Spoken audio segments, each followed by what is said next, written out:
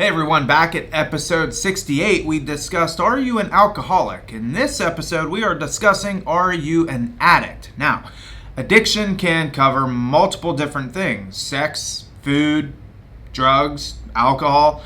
But there's a lot of common themes between all of these, and that is what we're going to be discussing. So by the end of this episode, you will be able to identify if you are an addict or if you potentially could become one. So, enjoy the show.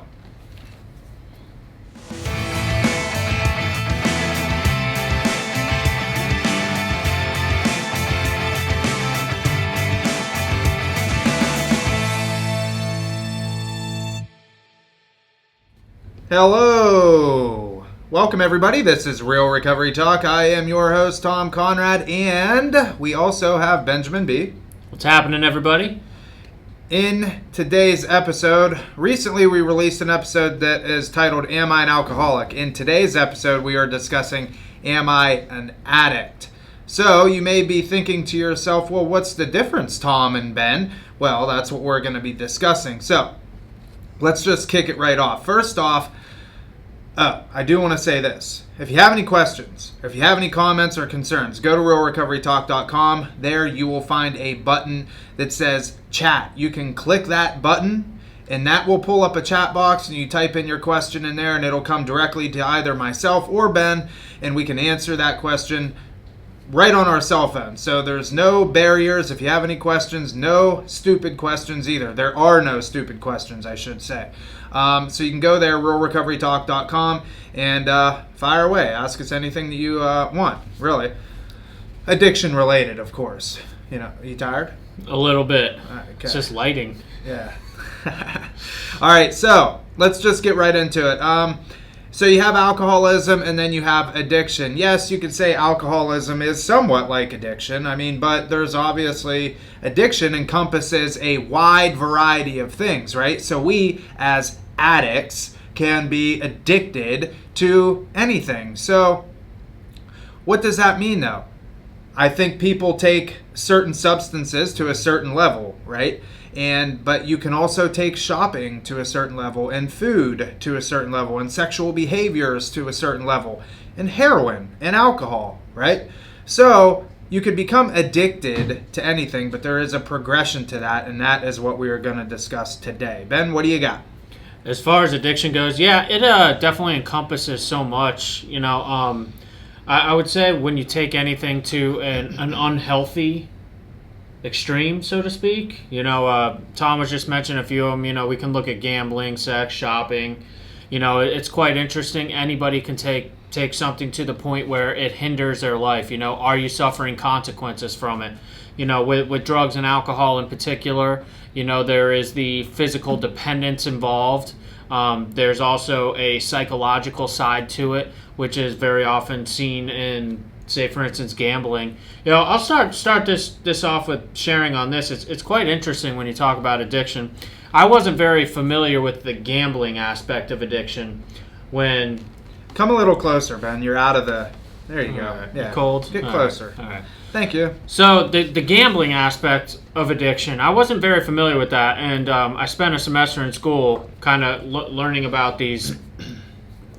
outside of the normal realms of substance abuse types of addiction. And it was kind of funny because we were discussing folks that are addicted to slot machines, for instance. And what I ended up finding out through the studies that they do is most people go to a casino to win money, right? But what ends up happening with slot machines in particular is that folks get addicted to the action of doing it, the ritual. So I want to make sure we talk about rituals with addiction as well. But the pulling the lever or hitting the button and all the lights going and the wheels spinning, what they ended up finding out by hooking up, what do they call doing the sensors? Yeah. The biofeedback, etc. Neurosensors? Looking at the neuroscience side of it. So anyway, we are not doctors. We should preface that too. Yeah. But with that being said, what they found out is that when someone that's addicted to utilizing slot machines, when they win the jackpot, they actually get depressed because the playing gets interrupted. They have to like stop gambling and go up to the teller, collect their money, and it interrupts the gambling process. So it's not actually like you would think where people are addicted to gambling that they want to win money. It gets past the point of the money is the goal. It's actually the ritual of doing it. And, the brain activity shows a decline, a major crash actually, when they have to step away from that slot machine, which is interesting because if you relate that to drugs, for instance, the addiction side of it, it gets to the point where, say, for instance, drugs aren't getting you high anymore. They refer to it as a matter of just getting well, so. Yeah, and I've heard a lot of people talk about, even the ritual of shooting heroin. It's not, and I'll use myself as an example. I didn't shoot heroin, but I'm an alcoholic through and through. And I suffered the shakes and everything that comes with it. But as soon as once I knew that beer was coming or that shot was coming, things would start to relax for me. And I specifically remember, like, I would turn around the bend and the bar that I went to every single day. As soon as I saw it and I knew I was close, things started getting better, and I started to not have those withdrawal symptoms. And you see that oftentimes with heroin users, that they do, they start getting high before they even inject the drug, which is interesting because you're like, oh, it's the heroin that's getting them high. Well, your brain is going to start releasing dopamine just knowing that you're about to get high, and then of course, you shoot heroin and there you go. It's funny because if you look at the physical response of the body, I'll share this. I went to a treatment center up in Minnesota at one point in my addiction. I didn't get sober for several years after this, but they did an activity where in what's called the caseload group, every new person in the caseload group, they would hand you this box. And everyone in the group knew what was going on except for you. And I open up this box, and all of a sudden there was works in there, or a syringe, cotton swab. There was a cigarette butt for the cotton out of that. It was a number of syringes, a spoon, a lighter, matches, ampules of water. And what they wanted to see is your physical response to laying your eyes on the paraphernalia that you would utilize in your drug of choice. And it was pretty interesting because I didn't notice myself, but it was quickly pointed out to me by the members of the group, and the reason they did this exercise was to see the physical response of the body. Here I was, like, about 20 days sober, I'm guessing, somewhere in that range. So there was no drugs in my system at the time. I had gone through the primary part of my withdrawals, and here they are. I lay my eyes on a few syringes, and all of a sudden I started to perspire. My hands started shaking. I started getting like an upset stomach and nervous, and it's very interesting how your body responds to this. This stuff is ingrained in us, and it's said that if you do a drug long enough, drink alcohol long enough, that it'll literally change your DNA. So.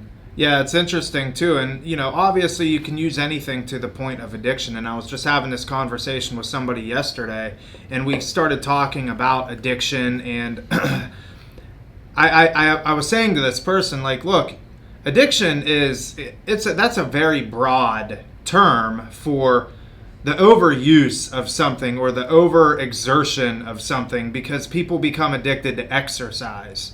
And granted, you could argue that exercise, being addicted to exercise is the healthy version or a healthy addiction, but it can not be a healthy thing, because you see people that spend hours upon hours in the gym. But what we don't know, yes, they're addicted to exercise, but they have some sort of body image issues to where they feel that they need to go into the gym, 8-10 hours a day to constantly keep up with that underlying issue of, I don't feel good about myself. And so when people become addicted to something, whether it's drugs or alcohol or shopping or exercise or food, addiction that is the symptom, and we say this all the time. It's the symptom of something that is underlying. We need to figure out what's causing this addiction, because if we can figure out what's causing the addiction, then we have a good starting point to kind of do away with the addiction. So I want to transition into just some of the early signs of addiction, because I know for myself, I didn't fully comprehend that I was addicted to alcohol. It took me some years to finally understand, okay, this is not normal. I know I'm addicted to alcohol, but that was a slow progression. And so I wanted to cover some of the early signs of dependency, and then what it kind of looks like whenever you transition into that addiction phase. I think this is interesting. The best way for me to relate this is, again, back to going to school, and in particular, if you read the little warning packet or instruction packet, the drug facts packet that comes with Suboxone. For some reason, one day when I was on Suboxone, I decided to read the little white paper that opens up into this huge piece of paper. It comes in a little tiny square. It's amazing how they fold it up like that. But with that being said, I open this thing up and I'm reading through it, and it talks about the difference between physical dependence and addiction. And I don't know, I kind of come from the camp of I do believe that they're two different things, and so does the medical field and medical professionals. But at the same time, when I look at it, I'm a believer through watching people go through treatment and my own experience. Once you've been physically dependent on something long enough, I almost feel like addiction itself is near inevitable. I know that in not all cases, but if you're physically dependent upon a substance, if that goes on long enough, I'm pretty darn sure you're going to cross into addiction. But what would decipher between the two? So if I'm physically dependent on opiates, does that mean I could not be addicted? According to the medical fraternity, yes. What about the Ben fraternity?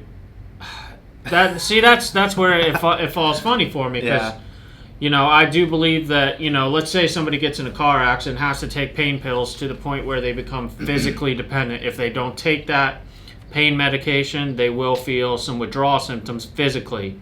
I've seen people go through that, and they're just able to stop the painkillers, deal with the withdrawals, and they don't go back to it. But I mean, how many of our cases, opiate addicts come in and they tell you that it was some sort of injury, prescription from the doctor, and now they're on heroin? Probably, 90%? I think over time, now that heroin has made we've had this heroin epidemic going on, there are more and more cases of, especially younger people these days, like trying heroin for the first time, just jumping straight to heroin, pretty common. But prior to that, it had a lot to do with pain pills and people getting injuries that, I don't know, didn't necessarily merit opiate pain medication, I should say. But well, I think we have to be careful too, to not terminology. It can be it's all on how you interpret it, right? And so addiction is just a term that people use. But now my opinion is, if you're physically dependent on something, you're addicted to it. Now we could say, for this conversation, addiction can mean a lot of different things, right? But the people that we work with the most, when they're addicted to something, yes, they're physically dependent on it, but there's other factors that play into their addiction, right? And their relationships have been damaged severely. Their physical health has been damaged severely. Their mental health has been damaged. Their emotional health, like they're depressed. They've quit or they've gotten fired from jobs. They've gotten in legal consequences. And I think that is all encompassing of addiction. So, if somebody is physically dependent on an opiate, is it fair to say you're addicted? I don't know. I mean, again, it's kind of like we're splitting hairs with the terminology. Yeah. But again, addiction is something that has to be, you have to come to terms with yourself. Now, there's obviously, we're firm believers in seeking wise counsel, and asking people around you, if you can muster up the courage to do so. Oftentimes when somebody's addicted to something, everybody around them knows before the addict even knows, right? I know for myself, everybody knew Tom was an alcoholic before I even knew. Or before I was ready to accept that I was an alcoholic. So being able to come to terms with the idea, maybe at first, that I have some sort of addiction problem is a very good place to start. Now, there's some things that, some self-reflecting that you would have to do in order to, come to the terms with that idea. And I'm going to use the word idea because, a lot of people aren't willing to just say, I'm an addict right out of the gate. But if you say, maybe the idea of being an addict, let's just start there. And let's look for some of these warning signs. And, one of them is your friends change, So, for instance, myself, when they couldn't keep up with my drinking, I found people that could, Or when my friends didn't drink and I was starting to drink a lot, I found friends that could drink a lot. And I think the same goes with people that have drug addictions or even shopping addictions. Like your social group will change, your friends will change. Because us as addicts and alcoholics, it's like we're going to gravitate towards the group that's going to accept us. And it's also a defense mechanism because I fully can't accept the fact that I'm an alcoholic. And if I surround myself with people that are just as alcoholic as me, then I don't notice it as much. Would you agree? Oh, absolutely. One of the things that I always look back at is when I was in active addiction, I had myself convinced that everybody did drugs. For instance, there was a time in my life when I was bartending, alcohol and cocaine. Literally, I thought everybody in South Florida did cocaine. Now that I've been sober nearly 9 years and I'm more enmeshed into normal society, so to speak, I've kind of found out, I guess not that many people do cocaine compared to what I thought. I was convinced that everybody did it, and once I'm sober, I find out that, it's kind of an abnormal thing to do. Obviously there are a lot of people out there that do it, but not in perspective to the size of the population in the United States or in South Florida. It's... You get yourself involved in a group of people who do the same thing, and you meet people who do the same thing through those people. A lot of times drug connections, whatever the case may be, those are the people you end up surrounded with. And that just kind of continues and escalates into this idea that everybody else does it, when really it's not reality at all. Yeah, in essence, to answer your question, I gravitated towards people who were doing what I was doing. Yeah, and we see a lot of people, and you may have even said to yourself, well, if you lived where I lived, you would do what I do. You would drink as much as I drink because there's nothing to do here. And believe me, I've been there, I've done that, I've said it, and to a certain extent, I believe it. But the reason that I believe that is because, it's our surroundings, right? And we end up becoming what our surroundings are.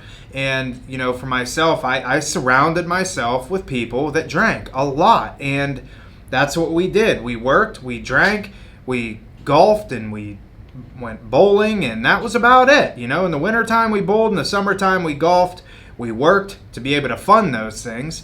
And we drank any other hour of the day. And we managed to squeeze some sleep in there as well. So, anyways, and one of the other things is that, when you become addicted to something, you're going to normally probably start doing things that you otherwise wouldn't do, and legal consequences start coming down the line, and that's something to really look at. Maybe you get a DUI. I know people that literally have 6 or 7 DUIs that still to this day aren't sober, and it boggles my mind how that's even humanly possible. Other than they're just, probably going to die an alcoholic death, really. But you put yourself in situations that you otherwise wouldn't put yourself into. And we covered this in the last episode of how to identify if you're an alcoholic. But again, this is the same thing. And let's not use drugs or alcohol. Let's use shopping. People don't, okay, I don't have the money to fund my shopping addiction. So what am I going to do? Steal. I'm going to steal. And I'm going to put myself in a position to help fuel my shopping addiction. I'm just going to steal. And food addiction, I don't know what you could do legally to get yourself in trouble there other than steal a donut or something. You know, one that we get a lot of inquiries about is pornography addiction. Wow, do we get a lot of calls about that, as a primary addiction. And I kind of looking back at through school, are you suffering consequences from it? Is it making you late to work? Is it ruining your relationships? How much time are you spending online? And is it taking away from your quality of life? Is what's important to look at. Well, and there's obviously legal issues too that can come from pornography addictions. So you got the legal aspect of it. You're going to put yourself in situations that you otherwise wouldn't do. Your social surroundings differ according to your addiction. As your addiction grows, your social gathering changes. Your friends change. You stop hanging out with family. The other things that can happen is your tolerance increases. So, again, I used to be able to drink 6 beers, and then fast forward to whenever I finally accepted the idea that I was an alcoholic, I'm drinking 24 beers a day, at minimum, doing a lot of shots of whiskey and whatever else came with it. So your tolerance does increase, and, with that comes health consequences. So all these different signs are signs that there's some sort of addiction going on. And with drugs, and Ben, I'd like for you to speak into this, because it's not the same as alcoholism, my opinion. Alcoholism is slow. It takes some time, because it just does. That was my experience, and I think that's the experience for a lot of alcoholics. But drugs, I feel like it's a more of an immediate type thing. Yes, I would say that. I mean, it depends what drugs you're talking about. For instance, opiates and heroin, pain pills, usually takes about 3 weeks or so before you're physically dependent. Like if you're doing a good amount, and again, this ties back to the beginning of our conversation, like how long can you be physically dependent before you're fully addicted? Where alcohol, I think the physical dependence, you probably have to drink longer than 3 weeks. But it just escalates so fast with drugs. And if you're talking about drugs like cocaine, methamphetamine that don't necessarily have physical dependence, it's more of a mental obsession, so to speak.